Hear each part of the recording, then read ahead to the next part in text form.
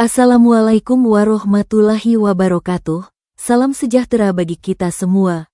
Perkenalkan, saya Nailal Hanik. Kali ini kita akan belajar bersama mengenai mata pelajaran IPA Modul 4 Unit 1. Yuk kita simak bersama-sama.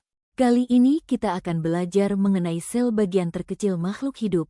Nah, ada yang sudah tahukah mengenai sel ini? Yuk kita simak pengertian dari sel. Sel merupakan bagian struktural dan fungsional terkecil makhluk hidup. Sel mampu melakukan metabolisme, pertumbuhan, dan reproduksi.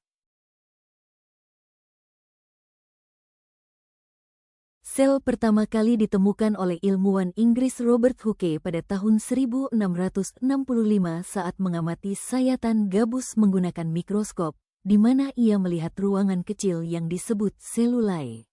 Penemuan ini menandai sejarah awal teori sel, yang kemudian dikembangkan oleh peneliti lain mengenai unit dasar kehidupan. Yuk kita bahas tentang struktur yang ada dalam sel. Nah, yang pertama ada membran sel.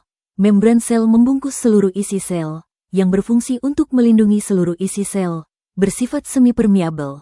Hanya bisa dilalui air dan zat-zat tertentu yang terlarut dan bersifat untuk mengatur transportasi zat-zat dari sel yang satu ke sel yang lainnya. Dan dinding sel hanya ada pada tumbuhan, sifatnya kaku dan memberi bentuk sel. Selanjutnya, sitoplasma merupakan koloid yang mengisi seluruh bagian sel. Di dalam sitoplasma selain terlarut zat makanan dan zat-zat lainnya, juga terdapat organel-organel sel yang memiliki fungsi masing-masing.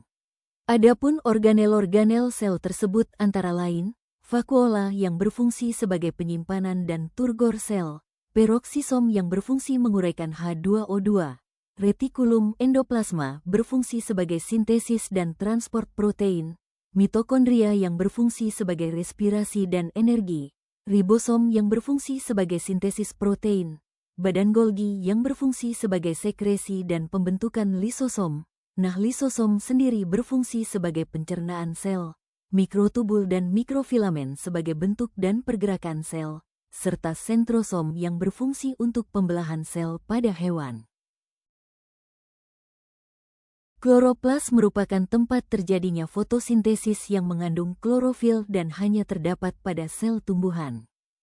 Jadi bisa kita tarik kesimpulannya bahwa sel adalah unit terkecil kehidupan, dan setiap organel memiliki fungsi yang penting bagi kelangsungan hidup sel.